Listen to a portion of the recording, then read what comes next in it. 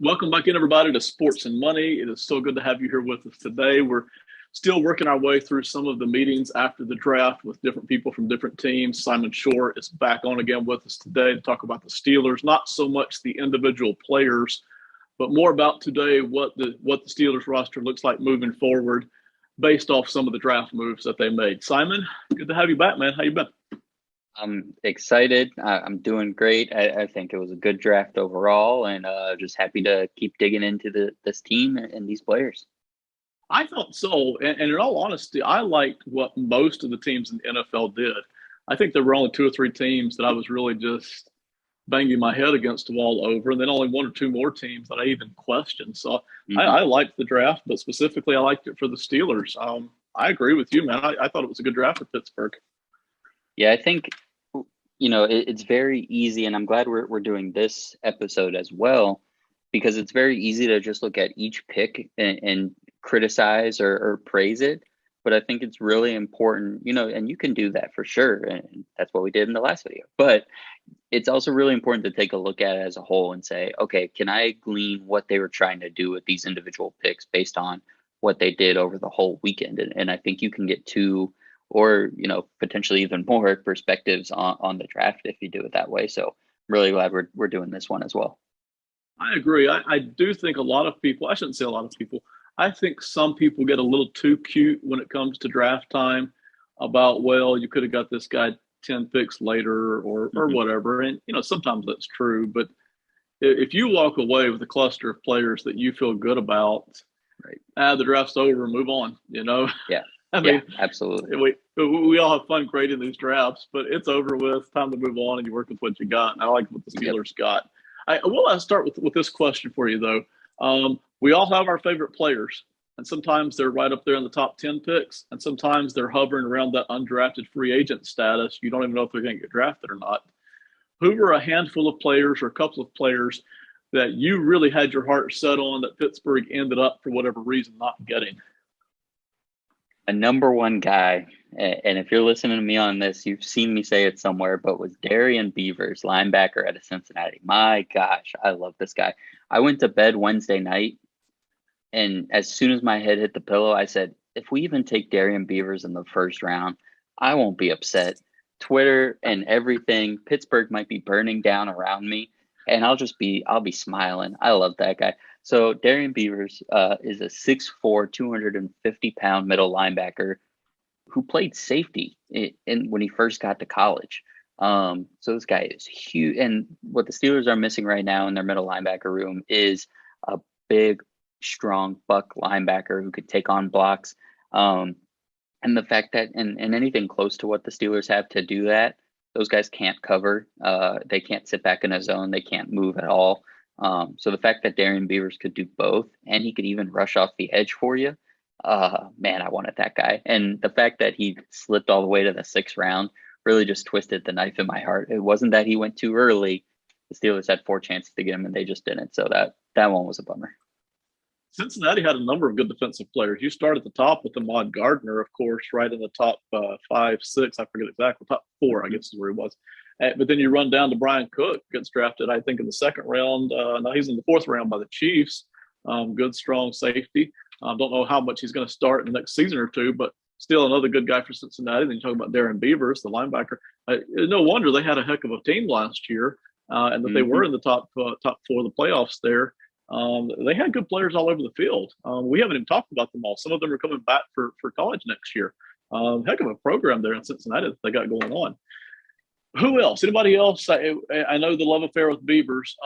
Anybody else that maybe in the first round, second round, wherever that you were like, I really wish we had gotten this guy because he just seems to be a perfect for the Steelers kind of thing. No one that was like, man, this would be such a perfect play. I mean, I think, you like aspects of a lot of players in the first round. Andrew Booth Jr. would have been fun. The Steelers don't have that uber athletic cover corner kind of guy right now. Akello Witherspoon is the closest thing they have to that, but he's kind of like a long, rangy mover, not so much just like a dynamic athlete. So he would have been really, really fun. I liked both of the safeties that were there around that time, Dax Hill and Lewis Seen, but not to the point that I was like, I gotta have this guy. Based on if I'm going to take the Steelers' logic out of it a little bit to answer this question, and that being who maybe did Mike Tomlin and Kevin Colbert not see at a pro day, which is a requirement when it comes to a Steelers first round draft pick. If I were to take that logic out of it and choose from a pool of everybody else, Zion Johnson from Boston College, man. Oh man, I would have loved to just throw another guard in there. That would be great for me. Just big, strong, tough dude who tests well, both intellectually as well as physically. That was my guy early on. But when they didn't go to the Boston College Pro Day, I sadly had to cross him off my list. Zion Johnson was a guy who, when I first started doing the draft work several weeks ago, I wasn't huge on, but as draft day got closer, it seemed like, boy, this guy belongs somewhere in the top 12, 14 big boards. And maybe he slips a little because people aren't necessarily looking for interior guards that early, be that as it may. It seemed like this guy was somewhere in the top 12, 14 on most big boards, certainly mine. No surprise that you say that. Now, you segue right into our next question, of course, and that is why the Steelers didn't draft any offensive linemen. I think certainly they could have. They chose not to. Why do you think that is? How do you feel about that moving forward now that the draft is over and done with? Well, every year for the Steelers, it's all about that current year. I'm sure they do more long-term planning than they really talk about to the media. But whenever they talk to the media, it's about, hey, our goal this year is to win a Super Bowl, and that's all we care about. They hit the offensive line really hard in free agency, and I definitely commend them for that. They get James Daniels away from Chicago, which is huge. That's a guy that he's still very, very young, and was the only bright spot on that Chicago Bear offensive line last year. He's a guy that could become a Pro Bowler with the Steelers. They get Mason Cole from Minnesota, kind of a journeyman guy, but a former Michigan player. We've talked about, where the Steelers like to do their shopping from. A bigger center than what Kendrick Green is. So I think a guy that can do very, very well. They re-signed Chuck Scorfor to play right tackle, who's been solid for them for 4 seasons. So they addressed the offensive line need really well in free agency. And you could kind of tell that there wasn't a whole lot of interest in the offensive line based on their pro days. They only sent their offensive line coach, Pat Mayer, to 2 pro days. And it was Texas A&M and Kenyon Green went, 15 overall. And then Minnesota, Daniel Fa'alele. That's a player I forgot to mention earlier. I love that guy too. And of course he goes to Baltimore. So, it all makes sense. But they just didn't really show too much interest. There were guys all over the place though. I mean, Georgia had Jamari Sawyer. That was a guy that I could have seen being a fit. Michigan had Andrew Stuber, who was a 7th round guy that I think could have been interesting. But anybody that they would have taken based on what they did in free agency would have been a late day 3 developmental guy. And that's just not a huge need when it comes to trying to win a Super Bowl this year. I don't mean to throw shade on another franchise, but let me go ahead and throw shade on another franchise. You mentioned Daniels, the lone bright spots or one of the few bright spots on an offensive line for Chicago last year. They don't have less of a need for offensive linemen in Chicago. They have more of it. And yet, when you're starting to ask yourself the question, quarterbacks aside, what else makes the difference between these franchises? And why do places like the Steelers and the Patriots and the Chiefs and the you name it, the Packers, why do they keep showing up in the playoffs in most seasons and competing for Super Bowls so often? And places like Chicago and Miami and the Jets and, you name a few other places, they show up in the playoffs once every decade or something like that. And a lot of it is decisions just like this. And I get this is a small one, but here Pittsburgh is grabbing a guy and considering it quite a coup, really, in Daniels to plug into their offensive line. And they're going to compete next year. And there's Chicago, who granted, they're working through a new front office again, but there's Chicago with Justin Fields. And you're wondering, well, Justin Fields needs a good offensive line too, but it's these kinds of differences, I think, that really start to show up over the years and why a place like Pittsburgh continues to excel and a place like Chicago does not. It comes to stability. I think everything, and this is true of any business, but it starts with ownership and the philosophy and what they implement, what kind of culture they put together.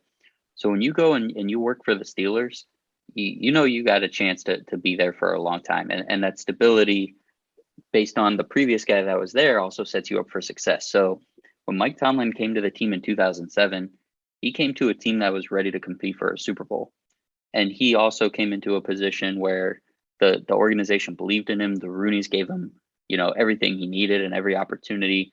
Now, of course, he did a great job from the beginning. So it's not like we've seen him have to work out of any muck or anything like that. But even if there is a downturn, right? And this could be the time that Ben Roethlisberger has retired. But Tomlin's in a position where he knows, hey, if I have one or two bad seasons, I'm not going to get fired. And when you don't have that person, that decision maker who's in a time of desperation because they're trying to save their job, they can do more things that's right for the organization, as opposed to, and that's going to be the same case for this new general manager that comes in.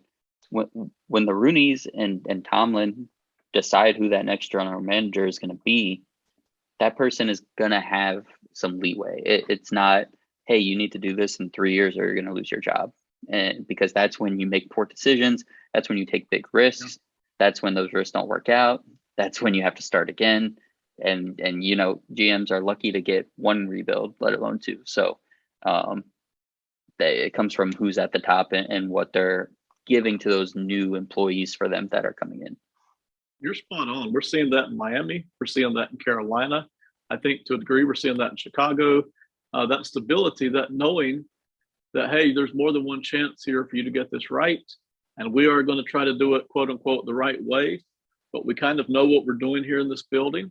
And we may not compete for a Super Bowl every single season because that's hard. That's difficult. Everybody else is trying to do that too. But at least we are going to give ourselves a good chance every year. I think another instance of it is in the quarterback room. We'll go ahead and hit that. The Steelers have Mitchell Trubisky, who, whether you really like him or not, you can say at least he has playmaking ability and he has starting experience.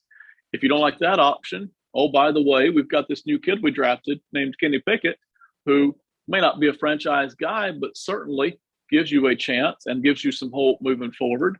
And waiting somewhere in the back, he may not stay on the roster this year, is Mason Rudolph, who obviously the Steelers don't seem to have a great deal of confidence in. But I don't think it would be the worst thing in the world if Mason Rudolph was getting a few starts this year.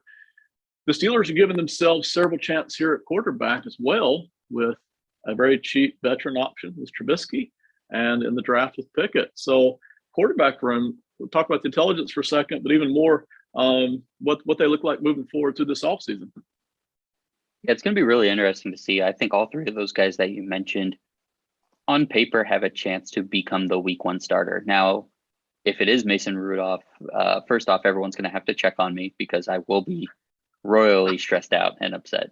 But it also means something has gone horribly wrong with Trubisky and Pickett, I think. But all that said, Mason Rudolph's been here for 4 years. They gave him a contract extension. They're familiar with him and they like him. And so there's not a 0% chance he ends up being a starter. Now, I think that would take an injury and a real major failure by the other two guys. But he's there because he's that comfort blanket, right? Trubisky and Pickett, I'll talk about Trubisky first. Yeah, when they signed him and how quickly they signed him, that to me said they're also willing to make this guy a starter. Now, a lot of the national media and everything has said that, oh, that's backup quarterback money. He'll just be the backup. Yeah, maybe it is, and maybe he will be. That obviously became a much more likely scenario after drafting Kenny Pickett. But you also don't sign your backup quarterback 30 minutes into free agency. So that contract is, hey, we might do something in the draft, but you can win this job. And I think if I had to really put percentages on it, I'd give him a 51% chance just because he has that experience.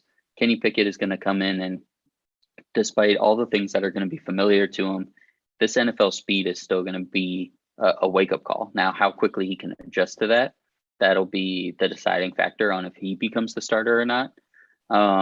So we'll just have to wait and see. In terms of the whole room and moving forward, I think if Trubisky becomes the starter, and then if Kenny Pickett for some reason looks like, oh man, he's a little deer in the headlights, we don't necessarily want to see him on the field, at least for the first few weeks. Then I think Mason Rudolph is on the team and he might even be the backup. We might see a couple weeks of Kenny Pickett kind of on the sidelines with a headset, maybe not, in uniform, as he kind of catches up if he's that far behind. Now, again, that's a bad thing if that happens. I'm not saying that's okay, but there is a chance of that. You have to be prepared for that. But if, let's say, Trubisky and Pickett are neck and neck having a great battle, Pickett looks good.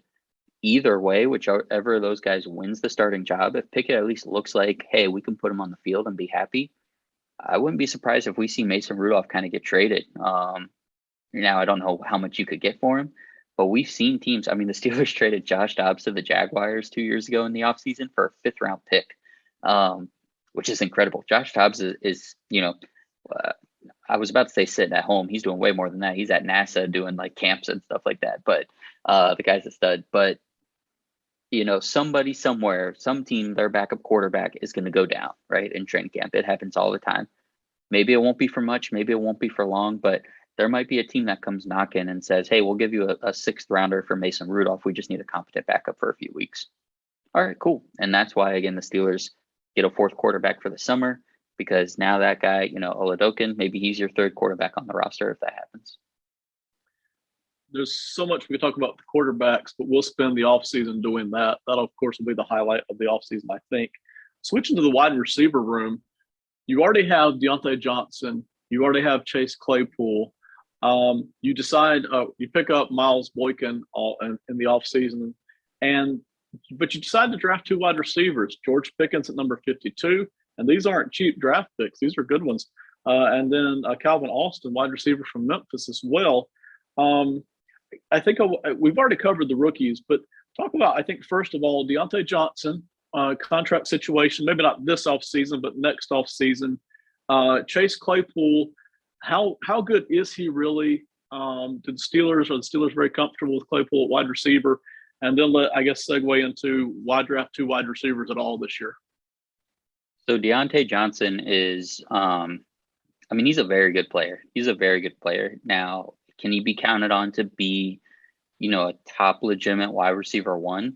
He hasn't shown that yet. He was definitely on his way to that last year before some untimely and really unfortunate drops late in the season kind of started. And you feel bad for the guy, because after the year he had 2 years ago where he was one of the, had some of the most drops in the entire league, he really got a lot better. For the first 14 weeks of the season, he was as sure-handed as it came, great at adjusting to the football, great at making plays going to the ground. And then, he just happened to have like 3 drops in the last 2 games of the season or something like that. And then everyone's back on the Deontay Johnson, butterfingers kind of thing. And so it was super unfortunate. He's a very, very good player. I'm really interested to see what all of these receivers, but especially Johnson, look like without Ben Roethlisberger. When you have a Hall of Fame quarterback, he's going to make your wide receivers better, even if he's kind of a shell of himself, just based on his football IQ, the way he can teach those receivers how to play the game. And he says, hey, you can always do this, always do that. And no matter what, like, it's going to work out. And he trusted Deontay Johnson a lot, which says something. He was always going to him. He was always throwing to him. He would throw to him in key situations. He trusts that guy. And I think if he does, Mitch Trubisky or Kenny Pickett better be looking at that guy and saying, you're my best friend. Let's do this. Will they extend him? Will he get big money? I don't know. History says probably not. They don't have a long history of giving big money to wide receivers, but I also don't think it's going to be an issue. Their standard is very clear when it comes to when they do contract extension talks. It's not going to be for a while, and better believe they're going to talk to Minkah Fitzpatrick about his before they go to Deontay Johnson. So it's going to be some time, and I'm sure he knows that, and I don't think he's worried about it, because he knows he's going to get paid as long as he plays well, and he's going to play well. So I think Deontay will be fine, and I think he'll be this team's X receiver, number one target, and that'll be good.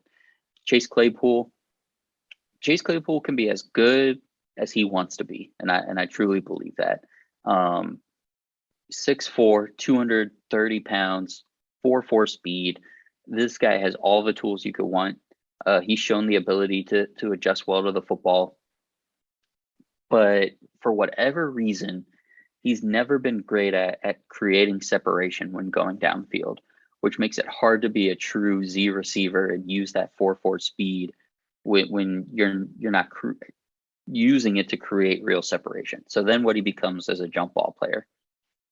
And if you're a Steeler fan listening to this, watching this, you know he's not that great at that. And don't get me wrong, the average for a jump ball guy is obviously what, 50-50, right? You're not going to win all that often. But if you're supposed to be an elite jump ball guy, that should maybe be more like 60-40. I think he had 2 big jump ball catches last year in the entire season. And if that's your thing, if you're supposed to be the jump ball guy, you have to do more than that. So this year will be really big for him. I'll be really interested to see where they play him when they get into their 3 wide receiver sets.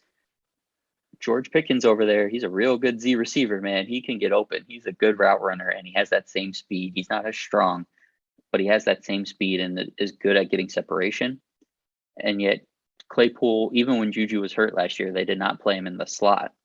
So I don't know where that puts him. It'll be very interesting to see.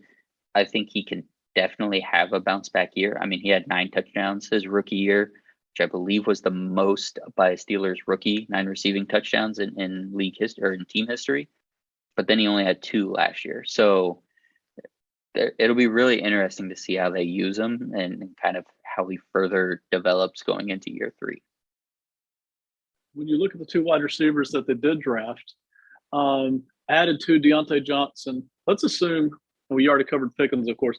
Let's assume maybe just for now that they line up Pickens on one outside spot and Deontay Johnson the other outside spot. And maybe they put Claypool, maybe not at slot so much, but as more of a tight end flex, kind of a hybrid kind of a deal, maybe somewhere in there. Is there room for a 4th wide receiver here with Calvin Austin, or the Steelers, do they not like to do that that often? Does it depend on who's playing quarterback this year? What are we looking at there? It will be really interesting. They have done it, but definitely not that much. The Steelers like to have one back on the field. They also like to have their tight end on the field.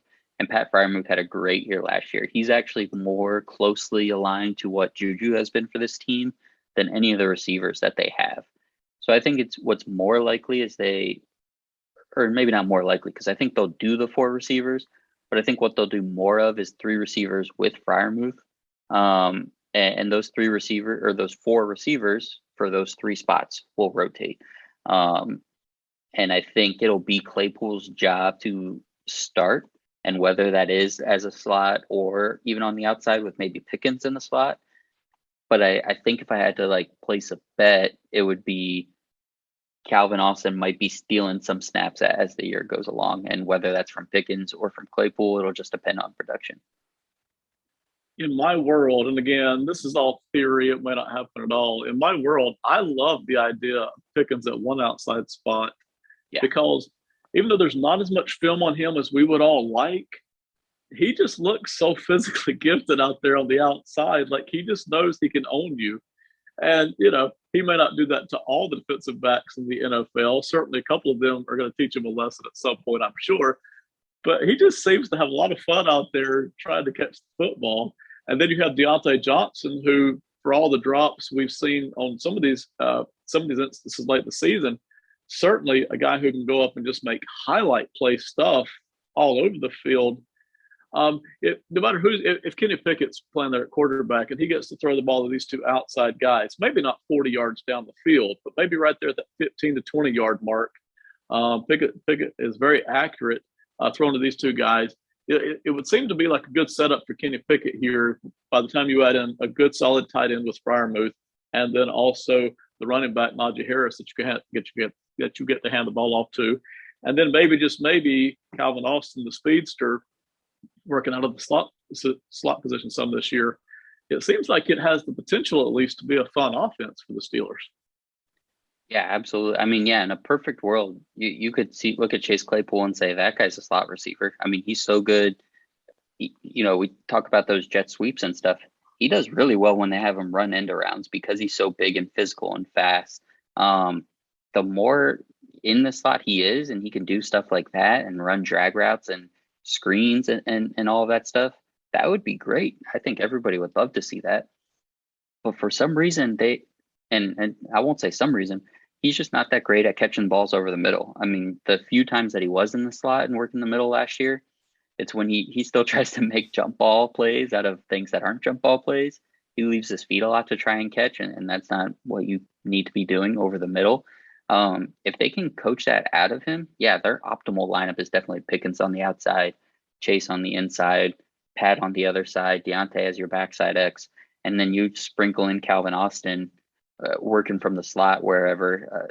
That would, yeah, optimal. That would be great. And no matter who the quarterback is, if you're an NFL quarterback, you can make that work with those guys.